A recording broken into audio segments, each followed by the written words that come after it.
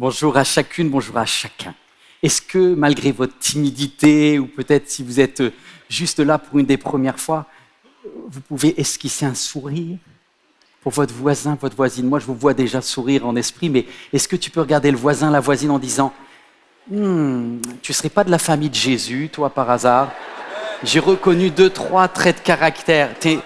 C'est possible? La Bible dit comment vous pouvez aimer Dieu que vous ne voyez pas et ne pas être capable d'être gentil, d'aimer la personne avec qui vous traînez là, sur la terre, un humain. Donc prenons soin de nos relations. Les relations, mes amis, c'est tout ce qu'on a sur la terre.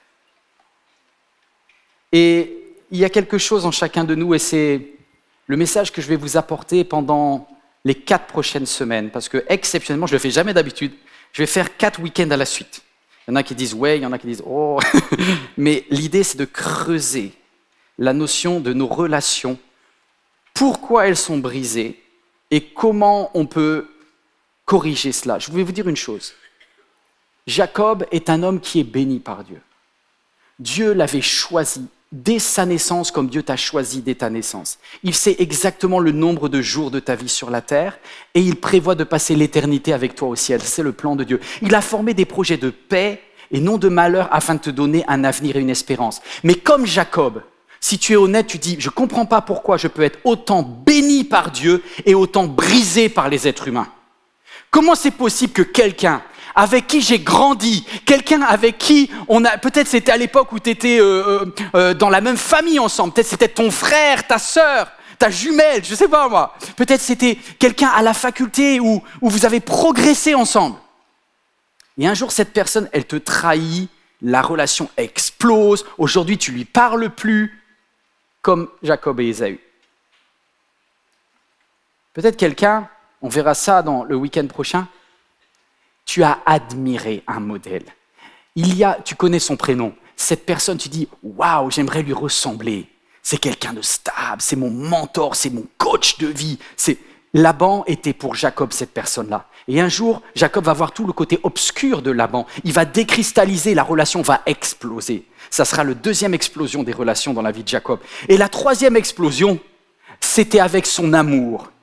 La femme sur qui il avait flashé au début, sa Rachel.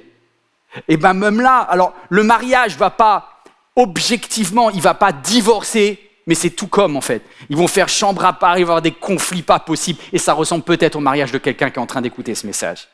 Comment c'est possible d'être béni par Dieu et d'échouer autant dans nos relations sur la terre? Alors laissez-moi vous dire, si Jacob était là, lui un des patriarches, il vous dirait « fais pas les mêmes bêtises que moi ». Et si ce message peut te donner des clés pour éviter de pleurer dans ta vie. Écoute bien ce message. On terminera dans 4 semaines avec le point d'orgue. Parce qu'en même temps, ça sera les 10 ans de l'église MLK et les 20 ans de l'implantation ici à Créteil. Et le titre de toute cette série, c'est « Après ce qu'on a vécu ensemble ». J'aimerais qu'après tout ce qu'on a vécu ensemble, il y ait de la joie et pas des pleurs. J'espère qu'après tout ce qu'on a vécu ensemble avec ton meilleur ami, il y ait de la joie et pas des pleurs. J'espère qu'après tout ce que tu as vécu ensemble avec ce mentor ou cette personne que tu as admirée, il y ait de la joie et pas des pleurs. Après tout ce qu'on a vécu ensemble, peut-être dans ton mariage, tu puisses dire à ton conjoint, le meilleur reste devant. C'est pas gagné. C'est pas gagné. Le niveau va monter et dans 4 semaines, on terminera avec tout ce qu'on a vécu ensemble.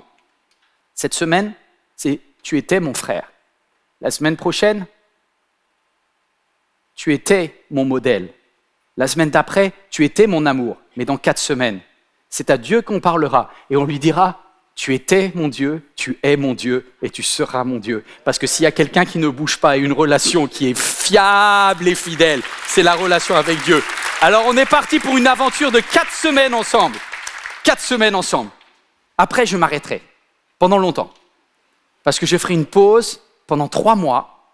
Je vais me poser, je vais écouter Dieu, parce qu'il va y avoir une nouvelle saison dans ma vie. Je ne vais pas quitter MK, voilà, mais je vais... Voilà, il y a vraiment des choix importants. Je vais devoir jeûner, prier, chercher la face de Dieu.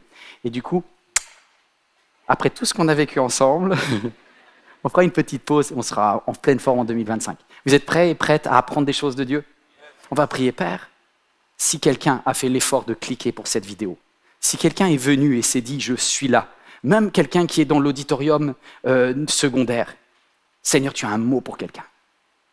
Alors je veux juste me taire, moi, et que si jamais le Saint-Esprit veut faire des intrusions, il est autorisé officiellement à parler. Saint-Esprit, parle-nous. Au nom de Jésus, Amen. Amen. Après tout ce qu'on a vécu ensemble, Jacob dira à Ésaü, tu étais mon frère. Tu étais mon frère. Ils ont été si proches. Et la relation a explosé. Je ne sais pas si ça vous est déjà arrivé que quelqu'un avec qui vous avez grandi, moi il y a quelqu'un comme ça dans ma vie, cet été j'étais blessé. J'ai été blessé. Quelqu'un avec qui j'étais pendant plusieurs années de ma vie, avec qui, alors c'était pas quand j'étais tout bébé, mais c'était quand j'étais jeune homme, j'étais célibataire, il était célibataire, on avait grandi, les études, tout ça. Et cette personne-là a, je sais pas, mis un commentaire, mais juste épouvantable, qui m'a profondément blessé sur un réseau social. Et je peux vous dire que tout chrétien que je suis, j'ai dit quoi ? Lui, mon frère, il écrit une horreur comme ça ? Je vais lui dire la vérité. Je vais rétablir la justice. Et là, j'ai une petite tapette du Saint... Aïe, ça fait mal. C'est le Saint-Esprit qui fait mal. Et qui te dit, Dieu dit, à moi la justice. À moi, zéro vengeance, Yvan. C'est moi qui prends soin des causes. Va pas là-dedans. Mais je ne peux pas écrire un tout petit mot. Non, n'écris rien. Il y a trop de gens qui écrivent tout et n'importe quoi.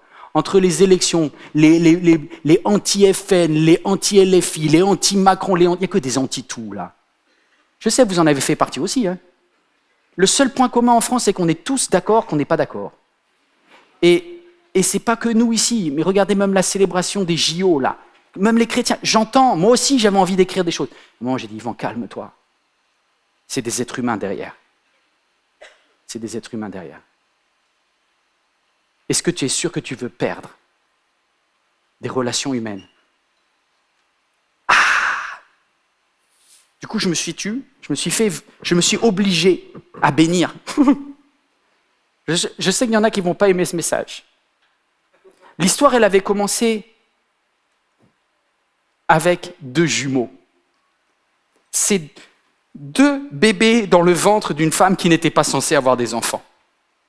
Je ne suis pas sûr que même ton arrivée sur la terre était vraiment tout à fait logique. Peut-être que je suis en train de parler à quelqu'un où le fait que tu sois là à la base, c'est un cumul d'erreurs qui t'a donné la vie. Maman et papa n'étaient pas censés se rencontrer à ce moment-là, ils n'étaient pas censés s'aimer, tu n'étais peut-être pas censé vivre là. Mais Dieu a voulu, parce que Dieu avait prévu que tu sois là, comme il avait prévu qu'il y ait un Jacob et un Ésaü dans le ventre de Rebecca qui était stérile. Et elle ne comprend pas ce qui se passe, parce qu'elle voit des petits pieds là qui tapent ici à droite, des petites mains qui tapent à gauche. Et elle dit, mais c'est quoi ce cirque dans mon ventre ? Et elle va prier, et dans Genèse 25, il est dit, elle va crier à Dieu, elle va dire, Dieu, c'est quoi le bazar ? C'est quoi la lutte dans mon ventre ? Et Dieu va lui répondre et lui dit ceci, les enfants se heurtaient à l'intérieur d'elle. Et l'Éternel lui dit, il y a 2 peuples dans ton ventre. 2 peuples, des jumeaux, mais ils se sépareront. Un de ces peuples sera plus fort que l'autre, et l'aîné sera dominé par le plus petit, par le plus jeune. Le moment où elle devait accoucher arriva, et voici qu'il y avait des jumeaux dans son ventre. Le premier sorti, il était tout roux. Et le deuxième, par contre, donc tout couvert de poils, et le deuxième, donc il s'appelait Ésaü le premier, et le deuxième, par contre, sorti, c'était, il tenait la main. Il tenait, par la main le talon de l'autre, et ça sera Jacob. C'est-à-dire que, dès le début, ils étaient en train de se battre dans le ventre de la mer. Ils ont beau être super proches l'un de l'autre, mais ils s'embrouillent tout le temps. Est-ce que ça fait penser à quelqu'un ici ? Et je ne sais pas si tu imagines, mais il n'avait pas une chaussure dans le ventre de la mer, mais il y a Jacob, il dit « Non, tu ne sortiras pas en premier, c'est à moi de passer !» Et toute leur vie, ils vont chercher à qui va passer en premier.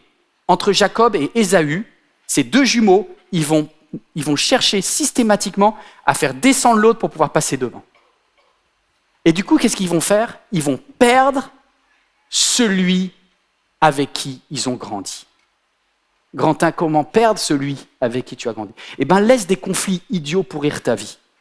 Dans les conflits qu'il va y avoir, c'est que la vie, elle n'est pas juste. Isaac, il va préférer l'aîné, il va préférer Ésaü, qui est sorti en premier. Ésaü, ça va devenir un grand chasseur, c'est un guerrier. Le gars, il fait de la muscu, il va à la salle de sport tous les jours. Il court, il fait du décathlon et tout. Au JO, il était fort, Ésaü. Lancer du poids, javelot et tout. Et à côté, Jacob, lui, c'est le fils à maman. Il n'a pas le physique qui va avec, de toute façon. Donc, il y a un moment où tu t'adaptes. Quand tu n'as pas les muscles, moi je sais de quoi je parle. Quand tu n'as pas les muscles, tu utilises ta tête, d'accord? Chacun a des talents différents. J'ai compris que je ne serais jamais un grand athlète. Du coup, je me suis dit, je vais travailler dans la tête. Donc, moi, je me sens plus à Jacob, d'accord? Et quand tu travailles avec ta tête, il a été super coaché. Il a été coaché par qui? Vous imaginez les tentes de bédouins? Non, vous n'avez jamais vécu dans une tente de bédouins? Moi non plus. Mais dans une tente de bédouins, c'est une société Moyen-Orient. On est plusieurs centaines d'années avant Jésus-Christ, et déjà c'est hyper clanique. Donc tu as le clan de la mère, elle a ses servantes, etc. Et Jacob, il est dans les jupes à maman, il est avec les servantes. Et je ne veux pas être machiste dans ce que je vais dire, mais objectivement, mesdames, les ragots, c'est un truc, des fois, il ne faut pas en abuser, quoi. Et il a été coaché avec des stratagèmes et des stratégies, parce que quand même, Madame Rebecca, elle est remplie de stratégies. Elle dit, tu dois faire ça, fais pas ça. Ah, l'autre, elle m'embrouille. T'as vu comment elle m'a parlé, là, serpent? Ouh, le modérateur. Et Jacob, il va tout processer dans sa tête, et ça veut dire quelqu'un de très malin, très rusé. Donc vous avez d'un côté l'autre, l'athlète un peu bourrin, Ésaü, et vous avez de l'autre côté un Jacob super réfléchi, tout le temps en stratégie. Première embrouille, un clash sur de la nourriture. Premier conflit, un simple conflit de nourriture qui va dégénérer. L'athlète olympique, là, le Ésaü, il va à la chasse, il est un petit peu énervé, il a rien, il est crevé, il a soif et tout ça, il a faim. Et comme Jacob, lui, a été élevé par maman, c'est un champion de la cuisine, tu vois. Il sait tout faire, il fait un petit ragoût, nickel. L'odeur, c'est une dinguerie.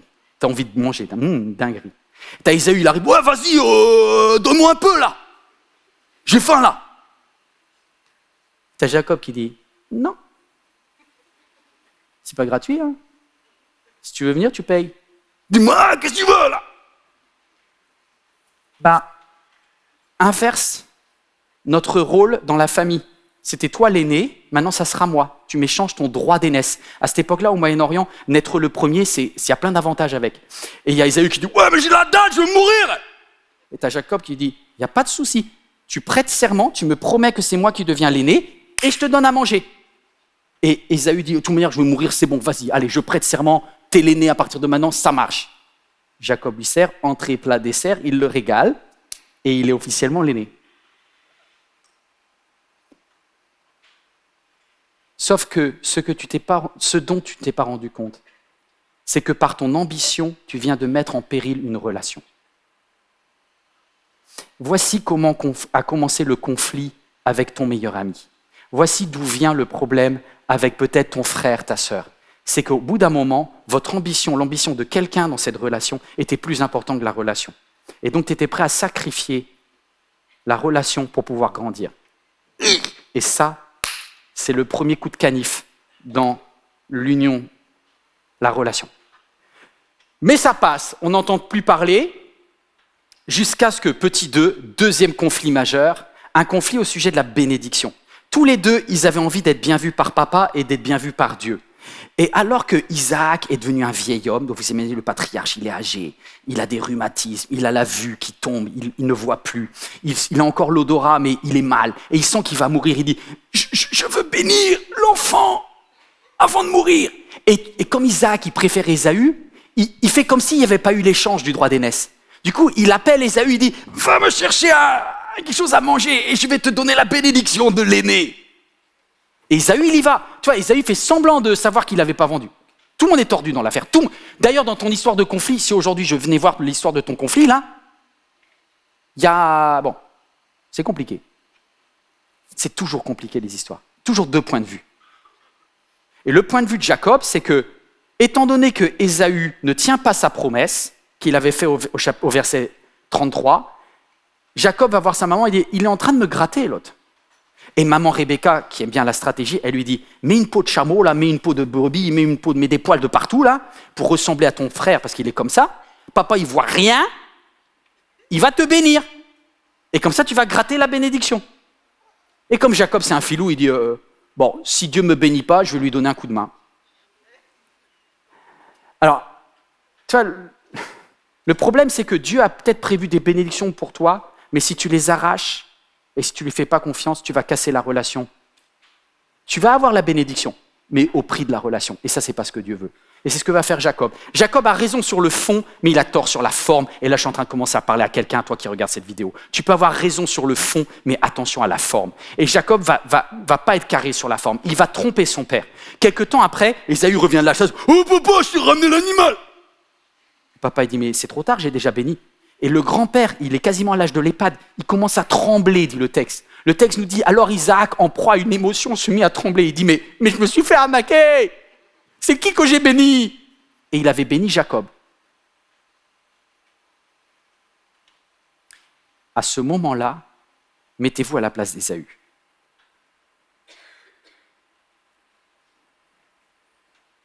Premièrement, je vais vous dire ce qui se passe lorsque la relation avec quelqu'un de qui tu étais très proche explose. Premièrement, tu as une peine immense, une peine qui va te chercher dans tes tripes. Si quelqu'un a vécu ça, il sait de quoi je parle. Si vous n'avez pas vécu ça, peut-être vous ne comprendrez pas. Mais c'est une émotion qui te submerge. Tout d'un coup, tu as envie de chialer, tu as envie de pleurer. Tu te dis, mais pourquoi? Mais pourquoi il m'a fait ça? Mais pourquoi elle m'a fait ça? Mais après tout ce qu'on a vécu ensemble, il n'a même pas été capable de me le dire, il me l'a fait dans le dos. Et tu es choqué. Ça, c'est la première étape. Deuxième étape, tu es humilié. Pourquoi tu es humilié? Parce que tu dis, mais moi je lui ai fait confiance, j'ai été naïve. Oh, il y a quelqu'un qui dit, j'ai le prénom de qui tu cherches. Oui, je sais.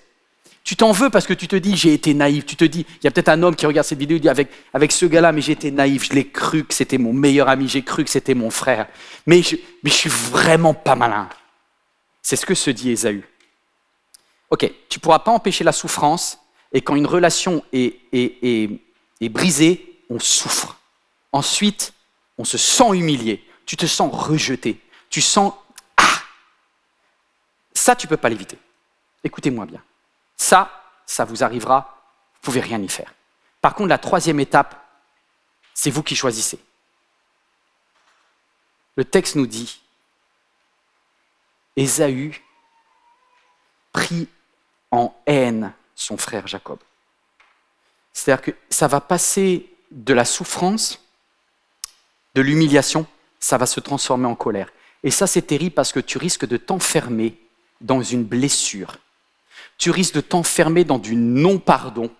Et ça va aller loin. Et regardez le verset, j'aimerais juste qu'on lise. Il va se dire en lui-même, Ésaü se dit en lui-même, la mort de mon père, le vieux Isaac, n'est pas loin là. À ce moment-là, quand le vieux va mourir, je tuerai le Jacob là. C'est des jumeaux. Je ne sais pas si quelqu'un qui regarde ce message, tu as un jumeau ou tu as une jumelle. Qui ici dans la salle a un jumeau ou une jumelle? Levez la main. Vous savez que c'est héréditaire, il y a une chance que ça vous arrive après. Hein? Bon, quand tu es un jumeau, il y a encore plus de liens. Et là, quand ça se déchire, mais avec une violence. Une violence.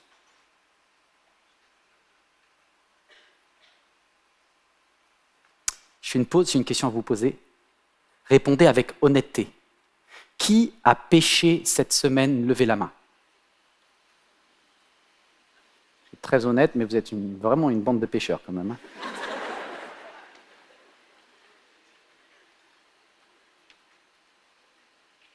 C'est quoi le péché que vous avez commis cette semaine? Alors moi je vais vous dire, il y a des péchés qui sont auto-localisés. C'est-à-dire que si tu as levé la main et si tu as un sentiment de péché, je vais te dire pourquoi. C'est à cause de ta conscience, vous êtes d'accord avec ça? La conscience, elle localise le péché. Et si vous aimez Dieu, le Saint-Esprit fait un boost, un push sur votre conscience, et la Bible dit, écoutez bien cela, que le Saint-Esprit vous convainc de péché, de justice et de jugement. Donc plus vous êtes sensible au Saint-Esprit, et plus vous levez la main vite. Ceux qui n'ont pas levé la main, je ne veux pas vous offenser, mais vous avez intérêt d'avoir été hyper saint, hein, c'est hyper parfait. Mais objectivement, plus le Saint-Esprit est en vous, et plus vous détectez facilement le péché. Tu vois, un chrétien, par exemple, qui a le Saint-Esprit en lui, et qui vole quelque chose, immédiatement le Saint-Esprit te dit « Bip, bip, bip, bip !» Remets en place ce que tu as rajouté dans le sac Carrefour. Ça, c'était après la pesée. Je remets la toile. Tu vois, t'as un truc du Saint-Esprit qui te buzz, vous êtes d'accord avec moi? Après, il y a un autre domaine dans lequel ça buzz très très bien. C'est tous les domaines de la sexualité. Je veux dire, si tu commets un adultère, tu te trompes, si jamais tu regardes des choses que tu ne dois pas regarder, etc., tu as un sentiment de culpabilité qui vient sur toi. Tu dis « j'ai péché, pardonne-moi Seigneur ». Tu as le sentiment de David, tu dis « purifie-moi, je ne me sens pas propre ». Ok, il y en a, levez pas la main, Dieu le voit. Et automatiquement, vous avez une conviction de péché, d'accord? Mais moi, ce que je vais vous dire là peut paraître simple, mais je vous en supplie, comprenez, ça m'a pris des années et des années à comprendre ce que je vais vous dire.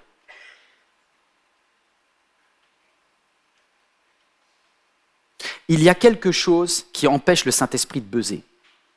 Il y a quelque chose qui, si ça rentre en toi, te rend insensible à la notion de péché.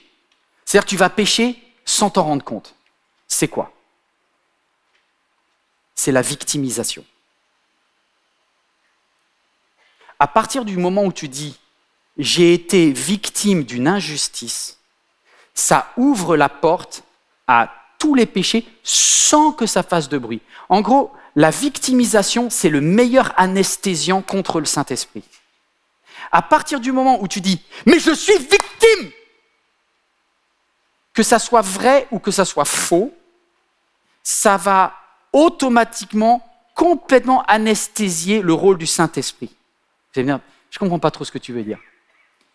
Si je vous dis « qui ici a envie de se venger ?» Vous n'allez pas forcément dire oui. J'ai dit « qui a envie de justice ?» Ah ouais! Le sentiment de « je veux la justice ». Non, pasteur, tu ne peux pas comprendre. Tu es en train de prêcher, mais tu ne connais pas ma situation. Après tout ce qu'on a vécu ensemble, qu'elle m'ait fait ça, qu'il m'ait fait ça. Non, non, pasteur, non, j'entends. Je veux pardonner, mais j'oublie pas. Parce qu'il y a un moment, Dieu est le Dieu de justice. Oui, mais justement, c'est Dieu qui est le Dieu de justice, c'est pas toi. C'est là qu'il y a un malentendu. Et à partir du moment où Jacob dit « je veux la justice », il ouvre la porte à tous les sentiments les plus pourris en lui et il ne s'en rend même pas compte. Je me suis toujours posé la question, et je vais vous donner un exemple qui va illustrer cela et peut-être ça va vous choquer, mais vous voyez les péchés chez les autres, mais vous ne le voyez pas chez vous. Un des péchés qui m'a le plus choqué sur la terre, c'est quand j'ai vu les attentats du Bataclan. Que des jeunes de 22 ans, avec une Kalachnikov, pas pendant 1 minute, mais pendant plusieurs minutes, ont assassiné à bout portant des papas, des mamans, des femmes enceintes, des petites filles de 8 ans. Tu veux dire, la petite fille de 8 ans, elle te dit « mais tu vas !» Et pas, il lui tire dans la tête, mais tu dis « mais c'est un monstre, celui qui fait ça, c'est un monstre, c'est même pas un être humain, le terroriste. » Or, le terroriste, il a aussi une maman, il a aussi, en plus, une religion. Qu'est-ce qui fait que le terroriste va exploser la tête de cette gamine-là? Ben moi, je vais te dire ce qui se passe.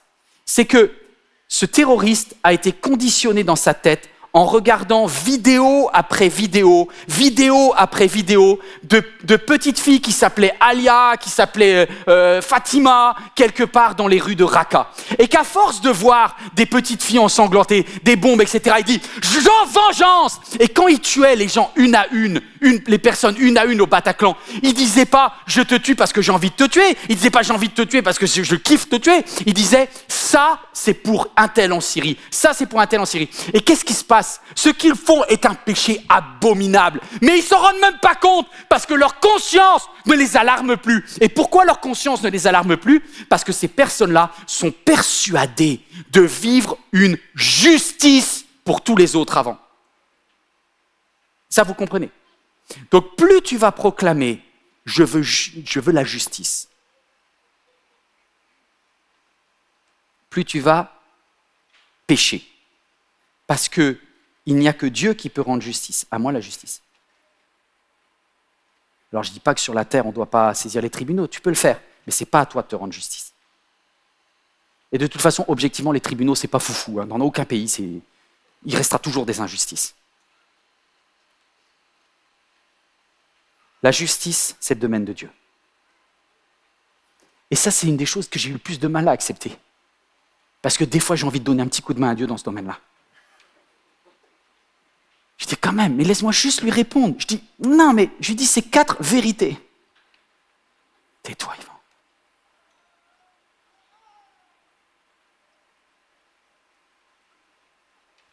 Le Saint-Esprit me dit, accepte de perdre pour reconstruire une relation, grand 2. Je vais vous dire le seul chemin pour restaurer les relations qui sont brisées. Que ça soit ton meilleur ami, ça fait longtemps que tu ne l'as plus vu d'ailleurs, hein, que ça soit quelqu'un que tu considérais comme ton frère, accepte de perdre. Voici comment ça va se passer. Premièrement, petit 1, il va falloir que tu acceptes de perdre la présence. Et tu vas devoir prendre tes distances, te mettre à distance. Vous savez, Jacob et Ésaü vont tous les deux être victimes de leur relation parce qu'ils vont tous les deux devoir prendre leur distance. Le foyer va devenir invivable pour les deux. Et ils vont avoir 2 stratégies différentes de mise à distance. Maman Rebecca va voir Jacob et va dire « Mon chéri, ton frère veut te tuer. Et même si tu traînes dans nos jupes, là, il y a un moment, il va y avoir un massacre. Pars! Va dans le pays de Laban, mon frère. » Ça vous parle, ça? Alors, je vais vous donner une illustration. Si tu arrives là, ta maman ici à Créteil qui te dit « Bon, j'ai un billet pour toi. Fort-de-France, Martinique. » Mais maman, moi je suis né à Bondy, là. Mais j'ai la famille là-bas en Martinique. Brazzaville. Île de la Réunion, mais c'est une île, maman, je suis jamais allé là-bas. Et c'est la stratégie de la maman. Elle va mettre une distance telle que c'est impossible qu'il soit trouvé. Mais imaginez dans la tête de Jacob, il perd tous ses amis, il perd pas seulement Ésaü, il perd sa mère, il perd ses amis, il perd toute sa construction, il perd son école, il perd ses études, il perd son travail, il perd tout. Il y a une conséquence à nos relations brisées, il y a un coût. Et là, il part, et Jacob il se dit, mais purée, mais pourquoi c'est moi qui pars? Mais je connais personne là-bas, au Cameroun, au Togo, là. Je parle même pas la langue. Dans le village, là, je ne veux pas comprendre. Ah. Sauf qu'il faut une distance nécessaire pour calmer la situation. Deuxième chose, même absent physiquement, l'autre sera toujours présent chez toi. Et là, je parlais de ceux qui ont des jumeaux, mais si tu as vraiment eu un meilleur ami, un frère, une sœur, tu étais comme ça. Quand bien même tu ne l'as pas vu pendant 10 ans, ça continue dans tes pensées à fonctionner en fonction du regard de l'autre. Vous savez, j'ai trouvé une petite perle dans Genèse 28. Vous savez, la première réaction de Ésaü, quand Jacob n'est plus là, il va agir comme si Jacob était toujours là. Parce que son père, il va voir son vieux père là, qui est en EHPAD et qui ne peut plus quasiment marcher, parler de ça. Et il lui dit, « Papa, il est parti où ?» Et son père lui dit, je l'ai ramené au pays de Charan, là d'où viennent nos ancêtres, etc. Parce que les filles du pays, là, c'est pas ça. Sauf que Ésaü, lui, il est marié avec des filles du pays. Et vous voyez, même si son frère est plus là, il va essayer de copier son frère. Du coup, il va lui aussi aller chercher une fille d'un autre pays pour essayer de... Comment c'est possible qu'on soit tellement embrouillé dans la tête que même quand on a eu des conflits avec quelqu'un, cette personne continue à nous obséder et on continue à agir en fonction de l'autre? C'est bizarre, non? Pourquoi? Parce que ton identité n'est pas guérie. En fait, ils ont beau être séparés, ils ont laissé une partie d'eux-mêmes. En fait, quand Jacob est parti, quand Ésaü est parti, ils ne sont plus entiers. Et voilà pourquoi tu souffres. Parce qu'une partie de toi-même est morte lorsque cette relation est partie. Et tu vas continuer de façon inconsciente à essayer de retrouver sans l'autre la partie qui te manque, mais ça va continuer à manquer.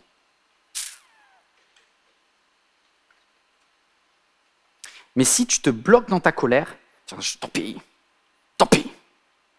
un de perdu, 10 de retrouvé, tant pis, l'Éternel a donné, l'Éternel a repris, que son nom soit béni. Mais en vrai, c'est pas ça le verset. Parce que c'est toi qui as repris, c'est pas Dieu. Autant que cela dépende de vous, dit la Bible, soyez en paix avec tous les hommes, donc aussi avec celui ou celle que tu appelais ton meilleur ami ou ton frère. Pasteur, t'es pas dans ma situation. Laisse-moi te dire quelque chose. Cette situation, elle transcende tous les types de personnalités. Cette situation, on passe tous par là, quelle que soit notre culture, quel que soit notre rôle spirituel. Il y a quelques jours, j'ai été choqué parce que, là, je vais parler aux Congolais. Je ne sais pas s'il y a des Congolais dans la salle ou des Congolais qui regardent le message. Moi, je ne suis pas très Congolais, c'est un autre monde pour moi, mais bon. Mais j'étais touché quand même parce qu'il y a quelque chose d'universel.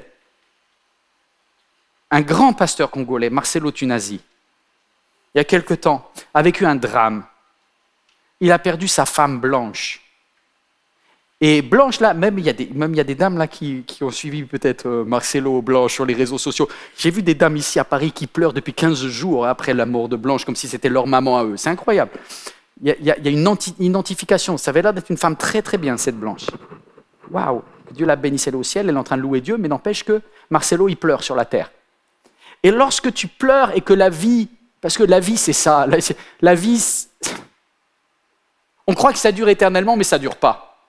Et aujourd'hui, tu penses que l'autre, là, la relation, elle est pétée, elle est brisée et que c'est pas grave. Mais en vrai, quand tu vas vieillir, tu te diras, mais j'aurais dû écouter le message du pasteur Yvan parce que ça venait de Dieu. Et moi, ce qui m'a touché il y a quelque temps, c'est que j'ai vu Marcelo Tunazi. Pendant des années, sa femme lui disait, fais pas la guerre avec celui avec qui tu as grandi, Francis Tatou. Bon, moi, je connais pas, c'est deux Congolais, c'est pas mon monde, mais ils étaient comme des frères pendant des années. Et au décès de sa femme, Marcelo, il y a son ex-meilleur ami qui était devenu son plus grand ennemi. Et ils se sont serrés dans les bras dans le stade de Kinshasa et je me suis dit, ouh, il y en a qui doivent marcher sur leur orgueil et sur leur colère et sur leur vengeance. Vous savez, Jacob, un jour, va entendre Dieu lui parler. Et Dieu va dire à Jacob, Jacob, retourne voir Ésaü. Pardon? Non, c'est pas la voix de Dieu, ça. Non, non, écoute-moi Dieu. Si c'était la voix de Dieu, Ésaü viendrait présenter ses excuses pour ne pas avoir tenu sa parole. Et puis après, moi, je lui pardonne et on roule ensemble. Non, non, dit Dieu, toi, Jacob, qui es choisi de Dieu, qui est béni par Dieu et qui vit dans le plan de Dieu, tu vas quand même retourner voir Ésaü et tu vas prendre ton frère dans tes bras. Ah, je ne suis pas très pour. Qu'est-ce qui est plus important pour toi? Est-ce que tu serais prêt à accepter de perdre ton image ou la justice pour retrouver une relation? Marcelo, quelque temps après, a fait cette vidéo, je voudrais qu'on la regarde ensemble. Il se rappelle de sa femme Blanche qui lui avait dit de se réconcilier. Lorsque je suis allé dans ses notes, j'ai trouvé une photo. Elle priait toujours pour ma réconciliation avec mon frère Joël Francis, que vous voyez là aujourd'hui.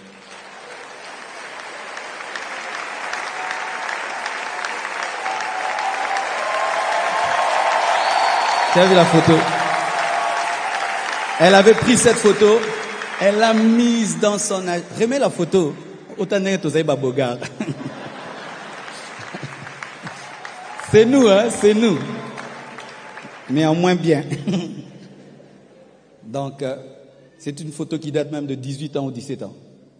C'était quand moi et lui, on était en paix. Je prêchais à Mapre, il prêchait à la compassion. Il n'y avait jamais une action que Joël Francis fera sans moi et que je ferai sans lui. Et elle était restée dedans. Quand on a commencé à se détruire là, elle a refusé. Elle priait tous les jours. Réconcilie ses hommes. Le jour qu'elle est allée accoucher, Oracle, moi et Joël Francis, on attendait l'accouchement d'Oracle, si vous ne savez pas. C'est pourquoi beaucoup de gens sont étonnés. Mais comment pasteur Marcelo n'a pleuré que quand Joël Francis est venu? C'est les souvenirs des temps passés. Mais je ne savais pas qu'elle priait pour ça, mais je sentais que chaque fois que je lui envoyais des missiles, si je la regarde, je fais ça. Elle est fâchée. Elle va me suivre. Pourquoi? Pourquoi tu dis ça? Pourquoi? Pourquoi on a qui mieux qu'un coup de l'esprit? Elle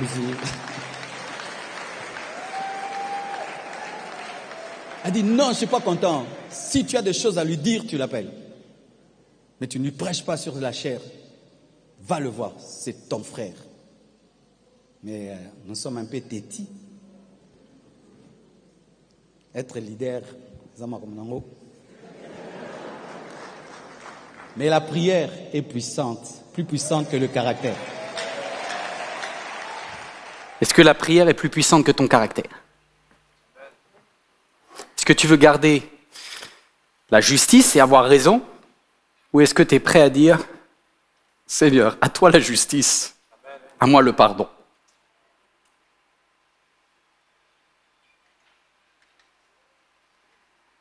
Après 20 ans. 20 ans, c'est long, hein? Quand maman Rebecca l'avait envoyé, elle pensait qu'il allait rester 20 jours. Là-bas, dans le pays lointain. Il est resté 20 ans, Jacob. Mais quand il revient, c'est un autre homme. C'est toujours le même, il a le souvenir de ses 20 ans, mais maintenant, il est marié, il y a les enfants, il y a les brebis, il y a les chameaux, il y a les chèvres. Il a été béni financièrement. Il est devenu un monsieur, il est devenu un notable. Et c'est dur de revenir. Et alors qu'il est en train de revenir vers Ésaü, il dit, Dieu, si ça vient de toi, là, tu me protèges, hein? Moi, je ne suis pas très pour la réconciliation, mais je suis prêt à faire le premier pas si ça vient de Dieu. Mais tu sais, tu n'es jamais sûr quand même que ça vient de Dieu. Est-ce que je parle à quelqu'un, là? Tu dis, je ne sais pas. Et du coup, le verset, c'était par quoi on avait commencé, c'est par quoi on va terminer. Et c'était, Jacob pria avant de rencontrer Ésaü, il dit, Dieu, tu m'as toujours protégé, tu m'as béni en toutes choses. Et tout ce que j'ai aujourd'hui témoigne que tu as fait grâce dans ma vie. C'est vrai pour toi aussi? Est-ce qu'il y a des choses que Dieu a faites dans ta vie qui sont incroyables? Oui. Dieu est capable d'agir. Est-ce que tu crois que Dieu peut te bénir aussi dans la relation qui est brisée? Ah, c'est marrant, on a moins la foi dans ce domaine-là. On a plus de la foi dans la voiture que dans la foi dans la relation. Seigneur, Jacob est en train de revenir et il dit, Dieu, je te reconnais comme étant celui qui m'a béni dans tous les domaines, sauf que, s'il te plaît, permets que mon frère ne me tue pas. Ça, c'est le verset 7. Le verset 5. Jacob envoya des messagers vers Ésaü et il va faire quelque chose pour faciliter. Aujourd'hui, on enverrait des fleurs, on enverrait quelque chose. Lui, il va envoyer des brebis, des chèvres, des bœufs, etc. Il va dire à Ésaü, Ésaü, regarde, je te fais un cadeau. C'est marrant parce que toute leur vie, ils ont essayé de se gratter les trucs et pour une fois, c'est un cadeau. Déjà, ça va mieux, tu vois. Il donne un cadeau, il offre un cadeau à Ésaü et il se dit, je vais voir la réaction de mon frère parce que j'envoie le cadeau avant, tu vois, par la poste et comme ça, quand j'arrive, son cœur sera préparé. Tu sais qu'à chaque fois que tu tentes une réconciliation, tu as toujours peur de la réaction de l'autre, c'est vrai ou pas? Bien sûr, tu as toujours peur, tu ne maîtrises pas l'autre. D'où l'importance du timing. L'importance du timing. Sois sûr que c'est Dieu et le bon timing de Dieu. Il avance. Et il envoie des messagers, verset 7. Les messagers que Jacob avait envoyés revinrent en disant, nous sommes allés trouver ton frère Ésaü, et le voilà qui vient à ta rencontre avec 400 guerriers. Tu dis, je le savais, il n'a pas changé. Non, c'est le même. Il a un caractère pourri, il est violent, il est méchant. Je peux rien faire, c'est foutu. Ok. Depuis tout à l'heure, je parle de cette personne avec qui tu as été si proche et aujourd'hui, vous ne vous parlez plus. Écoute-moi bien. Est-ce que tu penses que tu as guéri de cette situation, oui ou non? Alors, pour éviter tous les malentendus, je vais vous dire, faites le test infaillible pour vérifier si la situation est maintenant complètement guérie dans votre cœur. Vous voulez savoir si votre situation est guérie dans votre cœur? La façon dont vous analysez les réactions de l'autre. À partir du moment où vous analysez encore négativement les réactions de l'autre, c'est que vous n'êtes pas complètement guéri. C'est que la blessure fausse votre perception et continue à rester dans la version négative. C'est chose que je viens de dire. Je vous donne un exemple. Jacob, quand il entend que Ésaü vient avec 400 hommes, 400 guerriers, sa première réaction, elle est négative. Il se dit, il va me casser la figure. Sauf qu'avant, il était tout seul. Maintenant, il y a 400 fous avec lui. Donc, on va tous mourir. Et sa première réaction, c'est l'autre n'a pas changé, l'autre a toujours de la violence, l'autre a toujours de la colère, l'autre a toujours de la haine. Et du coup, il va lire et il va analyser la réaction d'Ésaü comme une réaction hostile. Vous m'écoutez ou pas?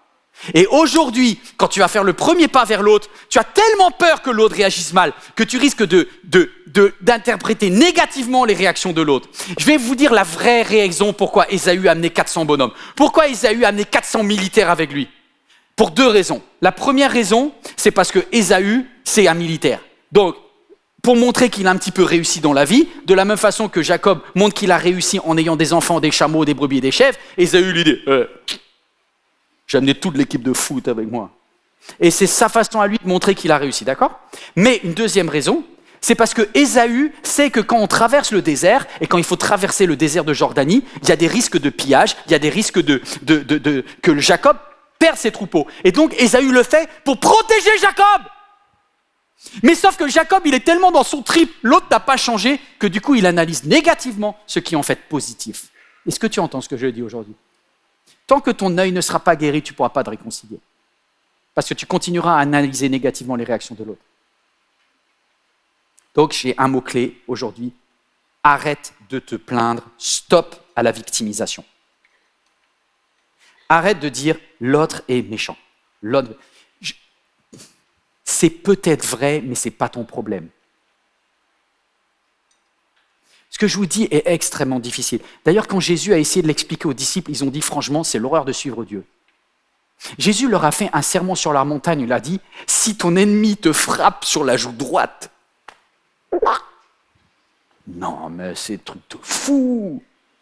Et après, Jésus dit, si vous êtes bons avec ceux qui sont bons envers vous, même les païens le font. Moi, je vais vous dire, soyez parfaits comme votre Père céleste est parfait. Bénissez ceux qui vous font du mal. Choisissez du bien à quelqu'un qui vous a trahi. Ah, c'est dur. Moi, je veux bien être neutre. Non, même un païen peut être neutre. Tu veux voir à ceux-ci tous connaîtront que vous êtes vraiment mes disciples, à l'amour que vous avez les uns pour les autres. Comment tu peux dire que tu aimes Dieu quand tu as encore de la colère et... Non, c'est justice, pardon, de la justice. Soif de justice. Arrête. Écoute ce que Dieu doit te dire alors que je pars. Jacob, il a peur. Il envoie les femmes et les enfants d'abord. Il se dit, je vais me faire casser la figure, c'est la fin. J'aurais pas dû écouter Dieu. C'était une mauvaise idée, cette réconciliation. Quand il voit Ésaü, il se dit, aïe! Il scrute à l'horizon, il le vit arriver de loin. Il dit, c'est encore pire que je pensais. Voici le texte. Ésaü sortit à sa rencontre. Il coura, le prit dans ses bras, se jeta à son cou et l'embrassa. Et les deux se mirent à pleurer. Et là, tu te dis, tout ça pour ça. Ça veut dire que depuis 20 ans, en fait, les deux sont persuadés que l'autre est pourri. Alors, combien d'années tu veux perdre? Écoute bien ce message. Je ne suis pas sûr que tu auras une réconciliation aussi belle que celle de Jacob et Ésaü, mais au moins arrête la guerre. Arrête la guerre. Et pour ça, il faut qu'il y en ait un qui pose les armes, qui pose la notion de justice, qui dit « L'Éternel, tu as dit à moi la vengeance, à moi la rétribution, à moi la justice. Dieu, c'est ton boulot. Tu me justifieras, mais moi je bénirai. » Waouh! Si vous faites ça, vous ressemblez à quelqu'un que je connais. Quelqu'un qui s'appelle Dieu le Père. Il a essayé plusieurs fois avec l'humanité. Il leur a envoyé des prophètes pour dire « Venez, je vous aime, je ne vous ai pas abandonné. » Il leur a écrit des passages. Il leur a envoyé Néhémie, il leur a envoyé Daniel, il leur a envoyé énormément de prophètes. Ils n'ont jamais écouté. Dieu dit « Mais qui enverrai-je » C'est même pas moi qui ai coupé la relation, c'est eux qui me prennent la tête depuis le jardin d'Éden, là. Et Dieu dit « J'ai quand même pas envoyé mon fils, quand même, mon plus précieux, celui avec... » Et Dieu dit « Car Dieu a tant aimé le monde qu'il a donné. » Pour que des gens qui lui font la face, la tête, qui sont méchants, qui le frappent, et Père, pardonne-leur. Oh non, mais c'est vraiment un truc de chrétien. Eh oui, mes amis. C'est plus simple d'avoir une autre religion que la religion de Jésus, mes amis. C'est plus simple. Des fois, je me dis, je ferais mieux d'être juif ou musulman. Tu peux te taper sans problème. C'est pour ça qu'ils n'arrêtent pas de se taper dessus, là-bas en Israël, à Gaza, tout ça. Mais toi, tu es chrétien. Et on doit voir que tu es chrétienne. Par la façon dont tu réagis. En bénissant ce... voilà, bon, je dois vous quitter. Vous en avez marre, moi aussi. Prioriser la relation, c'est ça. Je termine. Jacob dit à Ésaü. Donc déjà, ils se font un câlin, là, ils se disent, purée, alors qu'est-ce que t'es venu? Oh, c'est à toi ça. Bon, bref, c'est les rencontres, quoi. Ésaü dit à Jacob, tu sais, Jacob, je te propose une chose. Viens, on va marcher ensemble. C'est chouette, non? Toute leur vie, ils ont été à essayer d'être le numéro 1. Et là, Jacob, regarde, Ésaü lui dit, viens, on va aller ensemble, même niveau. Non, arrête-toi là, reste avec moi. Ensemble. Et Jacob dit, non, je ne veux pas être au même niveau que toi. Ésaü dit, c'est quoi encore ton problème? Et là, Jacob lui dit, va devant. Et toute sa vie, Jacob a essayé de gratter la place d'Ésaü, alors qu'en fait, Dieu lui l'avait donné. Tu sais, je vais te dire, ce que Dieu t'a donné comme bénédiction, personne ne pourra te la voler. Arrête de vouloir la gratter. Ce que Dieu t'a donné, personne ne le reprendra. Donc, Jacob dit, je connais Dieu maintenant, je connais mon identité, j'ai plus besoin d'en faire des tonnes, j'ai plus besoin d'arracher, j'ai plus besoin d'avoir raison. J'ai plus besoin d'avoir raison. Tu sais pourquoi? Parce que Dieu est ma justice. J'ai plus besoin d'avoir la justice, parce qu'il est ma justice. Et donc, Jacob va dire à Ésaü, va devant, mon Seigneur.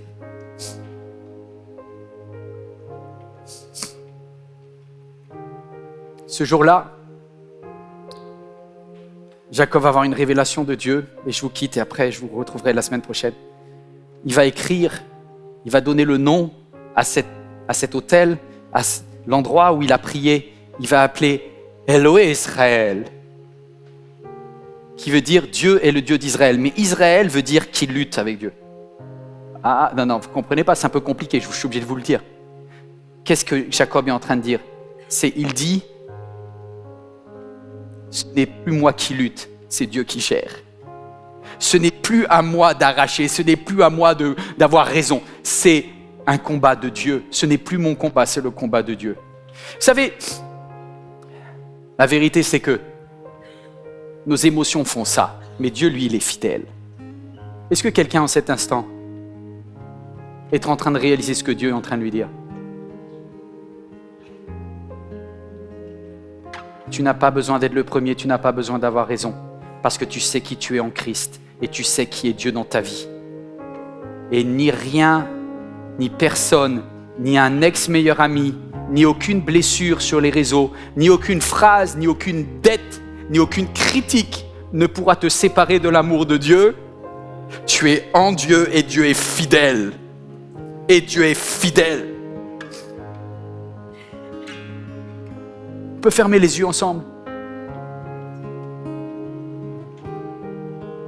et juste dire, tu es fidèle. Quand je pense à ma vie après tout ce qu'on a vécu ensemble, tu es fidèle.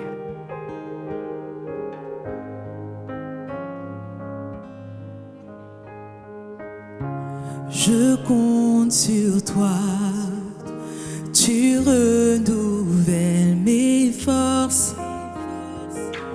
Tes promesses sont vraies, ta parole ne faillit pas. Je reste ferme, car tu prends soin de moi.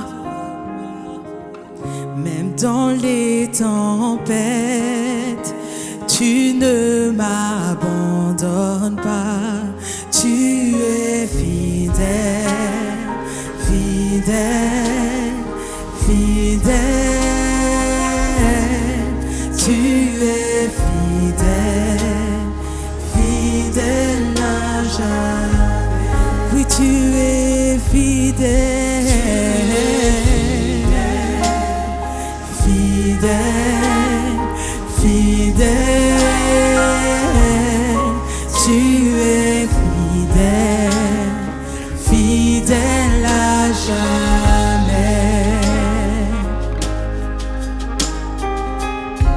Je compte sur toi, tu renouvelles mes forces.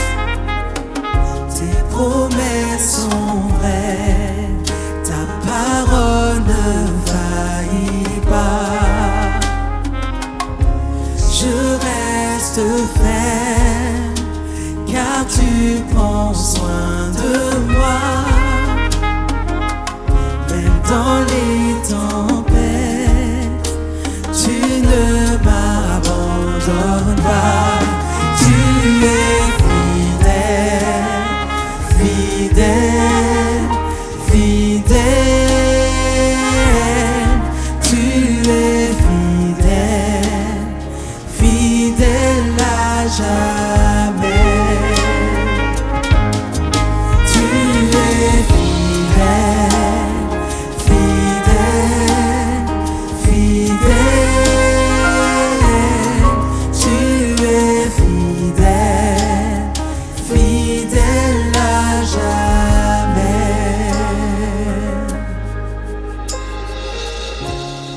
Est-ce que quelqu'un en cet instant, toi qui regardes ce message et qui dit « Waouh, ça allait chercher quelque chose.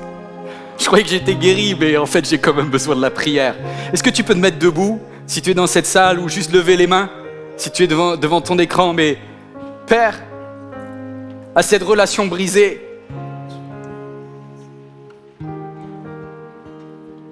je te la confie en fait. Je veux la déposer dans tes mains. Je veux lâcher l'affaire. Tu es le Dieu des luttes, c'est pas mon combat. Hello Israël, c'est toi qui gères les combats. Papa, je te prie pour quelqu'un qui en cet instant, à qui tu es en train de parler. Seigneur, tu as dit que quand tu donnes une parole et qu'elle vient du ciel, tu nous donnes la capacité de la mettre en pratique. Et je te prie pour qu'on puisse la mettre en pratique en cet instant. Au nom de Jésus, je n'ai pas la capacité de tout restaurer, mais si quelqu'un, en cet instant, a besoin d'une force souveraine de Dieu, le Dieu qui est fidèle, dépose sur ta vie une approbation, dépose sur ta vie une bénédiction, tu déposes sur sa vie une protection. Alléluia. Je prie pour une bénédiction spéciale pour quelqu'un qui a fait ce pas de foi en cet instant. Au nom de Jésus, Amen. Restez debout, est-ce qu'on peut tous se lever? Vous qui êtes en salle et toi qui es devant ton écran, juste te dire une chose. Arrête de regarder à tous ces problèmes qui te font vieillir trop vite. La vie est trop courte. Si tu dois commencer à faire quelque chose, c'est mets-toi dans la présence de Dieu. Est-ce que l'on peut prendre juste quelques instants dans la présence de Dieu aujourd'hui? Vous voulez bien qu'on mette quelques instants? On peut commencer ce chant qui dit « Captivé par ta présence, Seigneur ». Je ne cherche pas ta main pour taper l'autre. Je cherche ta présence pour me renouveler moi. Vous êtes d'accord avec ça? Captivé par ta présence. Je veux juste ton cœur, Père. Alléluia. Ressemblez à votre Père céleste, celui qui est parfait. Captivé par ta présence, je veux juste rester à tes pieds. Captivé par ta sainte présence, je veux m'abandonner. Je ne cherche pas ta main, tu ne me dois rien, tu m'as comblé. Au-delà de ce que tu peux faire, je veux ton cœur.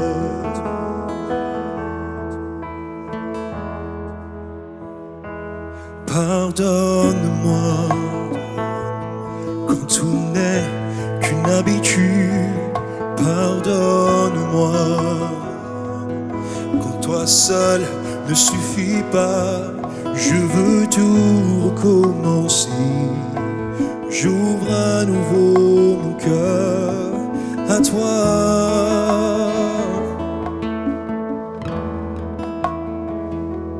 Pardonne-moi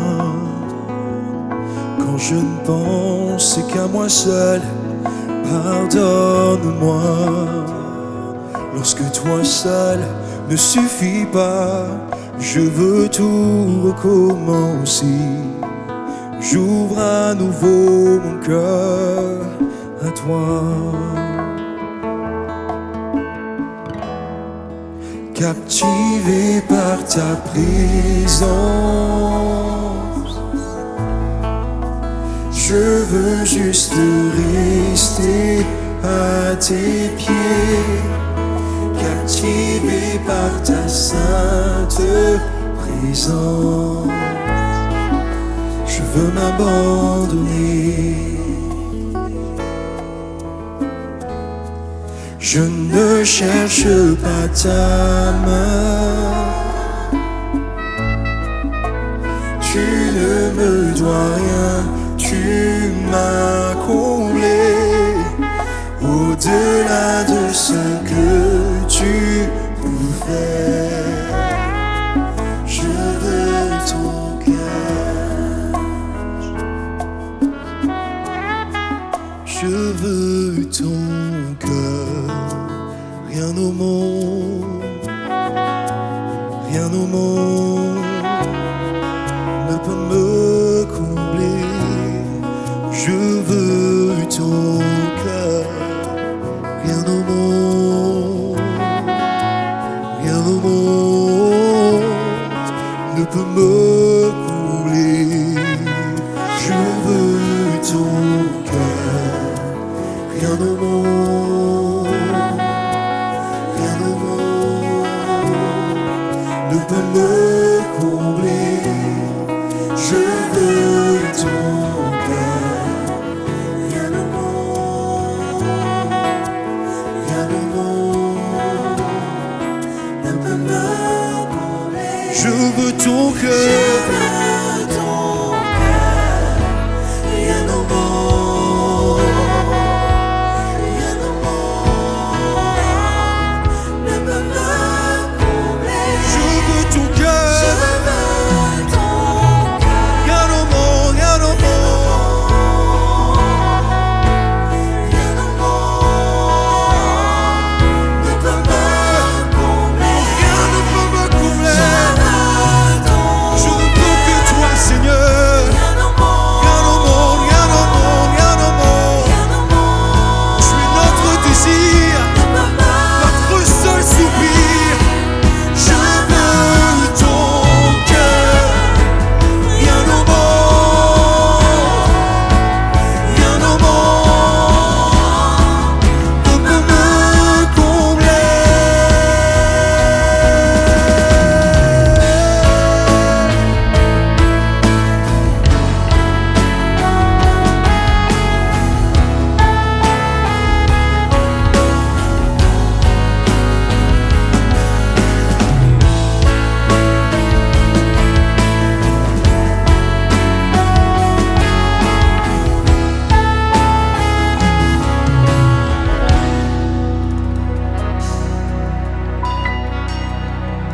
Mon bien-aimé parmi des milliers est le plus beau des plus beaux. Mon bien-aimé parmi des milliers est le plus beau. Mon bien-aimé, mon bien-aimé, parmi des milliers, est le plus beau, des plus beaux.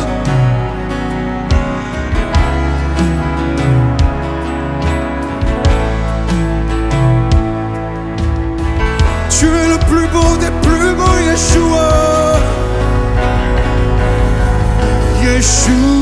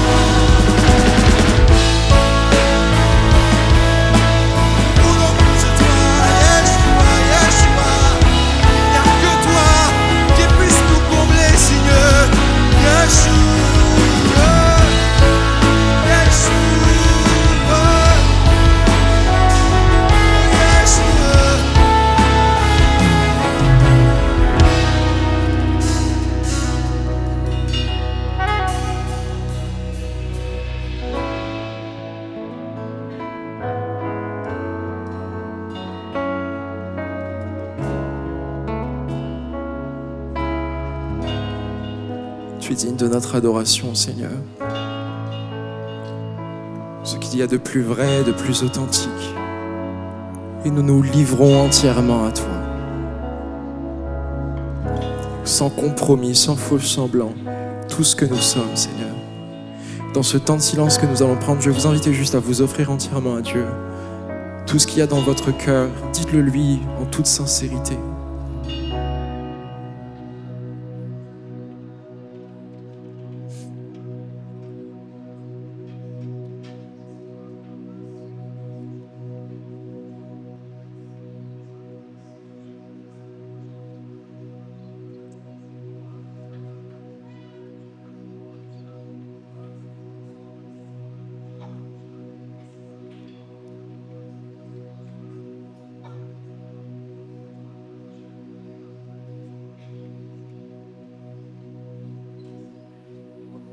Je pense vraiment que Dieu t'a parlé aujourd'hui. Même si tu n'aimes pas trop ce qu'il t'a dit, il t'a parlé. Et il a entendu ta louange. Et je voudrais juste... J'étais en coulisses et je vous ai entendu chanter Yeshua. Yeshua, c'est Jésus en hébreu, d'accord? Adorer Jésus, c'est formidable. Mais il attend une chose de vous. Que vous fassiez ce qu'il fait. Aimez ceux qui ont été injustes avec vous. Et si jamais vous êtes en train d'adorer Yeshua, son esprit vient et te donne l'esprit de Jésus, te donne la force. Vous savez, des fois, c'est plus facile d'adorer et de louer avec les chrétiens que de louer avec ceux qui nous ont fait du mal. C'est ce que Dieu demande de toi. Tu vas repartir dans quelques instants. Que l'esprit de Yeshua soit avec toi. Quand tu es dans le bus, quand tu es dans ta maison, quand tu as envie de te prendre la tête avec ton collègue, quand tu penses à ce qui... Reprends ce chant Yeshua. Je m'aligne avec l'esprit de Jésus. Merci beaucoup pour votre incroyable attention.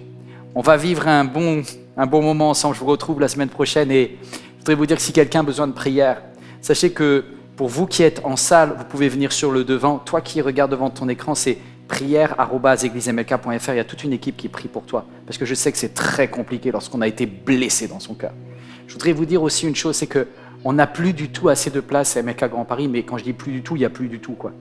Je voudrais juste dire toute mon appréciation, mon amour et puis ma solidarité avec tous ceux qui sont très très nombreux en salle d'overflow, en bas. Vous êtes ma priorité, comme je vous ai dit tout à l'heure. Jacob est arrivé 2, mais il est arrivé premier en fait. Quand tu réalises que Dieu a des projets pour ta vie, je crois que Dieu vous a parlé même si vous étiez en overflow. Sachez qu'on n'a vraiment plus du tout de place sur le dimanche matin.